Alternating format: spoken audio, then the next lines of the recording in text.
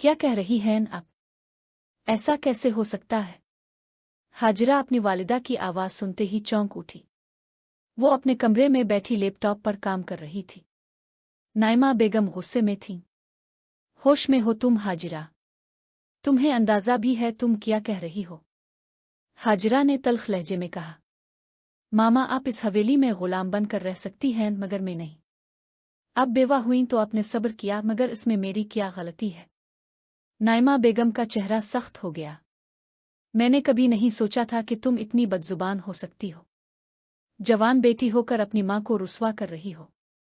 قاسم جیسا خوبصورت اور تعلیم یافتہ لڑکا تمہیں کہیں نہیں ملے گا۔ حاجرہ کی آنکھوں میں نفرت اتر آئی۔ میں اس مغرور انسان سے شادی کبھی نہیں کروں گی، قیامت تک نہیں۔ اسی رات وہ غصے میں قاسم کے کمرے میں جا پہنچی۔ میں اب سے شادی نہیں کروں گی، یہ بات اپنے دل سے نکال دیں۔ قاسم نے پرسکون مگر معنی خیز مسکراہٹ کے ساتھ کہا۔ دیکھتے ہیں۔ اگلے دن ناشتہ کی میز پر سب کے سامنے قاسم نے اعلان کر دیا کہ وہ حاجرہ سے نکاح کے لیے تیار ہے۔ حاجرہ کے گلے میں پانی اٹک گیا۔ وہ انکار کرنا چاہتی تھی مگر نائمہ بیگم نے اسے خاموش رہنے کا اشارہ کیا۔ چند ہی دنوں میں نکاح ہو گیا۔ حاجرہ نے سر جھکا کر قبول ہے کہا مگر اس کے دل میں طوفان برپا تھا۔ نکاح کی رات قاسم کے چہرے پر عجیب سردی تھی۔ اس نے قریب آ کر کہا، میں نے تم سے شادی صرف بدلہ لینے کے لیے کی ہے۔ تم نے میرے والد کے خلاف گواہی دی تھی، تمہاری وجہ سے وہ صدمے سے مر گئے۔ حاجرہ سکتے میں آ گئی۔ میں نے کوئی گواہی نہیں دی، مگر قاسم کے دل میں برسوں کی آگ بھڑک رہی تھی۔ کچھ ہی دن بعد وہ اسے ایک ویران فارم ہاؤس لے گیا اور ایک بند کمرے میں قید کر دیا۔ حاجرہ چیختی رہی، دروازہ پیٹتی رہی مگر قاسم پر کوئی اثر نہ ہوا۔ کئی گھنٹوں بعد موقع پا کر وہ وہاں سے بھاگ نکلی۔ وہ ایک انجان گھر میں ہوش میں آئی۔ کچھ دنوں بعد اس نے خود کو سنبھالا اور فیصلہ کیا کہ وہ اپنی بے گناہی ثابت کرے گی۔ تحقیق کے بعد اسے معلوم ہوا کہ اصل گواہ کوئی اور لڑکی تھی جس کا نام بھی حاجرہ تھا۔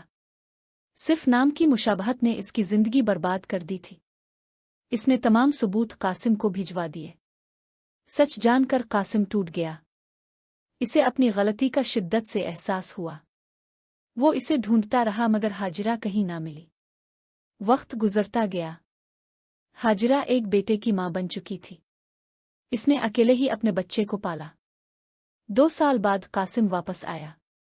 حویلی میں قدم رکھتے ہی ایک ننھا سا بچہ دوڑ کر اس کے قدموں سے لپٹ گیا۔ بابا آ گئے۔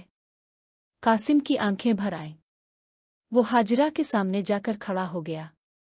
مجھے معاف کر دو، میں اندھا ہو گیا تھا، میں نے تمہیں بہت تکلیف دی۔ حاجرہ کی آنکھوں سے آنسو بہہ نکلے۔